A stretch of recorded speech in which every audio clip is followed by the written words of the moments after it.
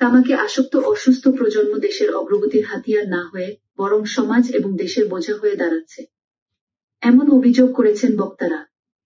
মঙ্গলবার সকালে রাজধানীর সিটাপ মিলনায়তনে তামাকমুক্ত বাংলাদেশ গড়ার লক্ষ্যে স্বাস্থ্য সুরক্ষা ফাউন্ডেশনের আয়োজনে সরকারি বেসরকারি প্রতিষ্ঠানের উচ্চপদস্থ কর্মকর্তা, একাডেমিক, গবেষক, সমাজের সচেতন নাগরিক এবং বিভিন্ন বিশ্ববিদ্যালয়ের ছাত্রছাত্রীদের সমন্বয়ে তামাক নিয়ন্ত্রণ আইন শক্তিশালীকরণের দাবি শীর্ষক আলোচনা সভায় বক্তারা এসব কথা বলেন।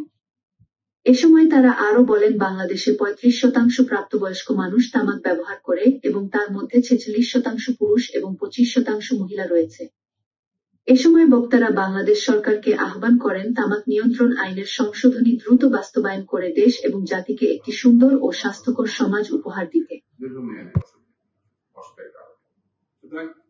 সারা পৃথিবীতে যে তামাক ব্যবহারকারী যারা রয়েছে এবং তামাক ব্যবহারকারী যারা রয়েছে তার অর্ধেকই মারা যাচ্ছে কিন্তু হচ্ছে এই আমাদের নন কমিউনিকেবল ডিজিজের কারণে।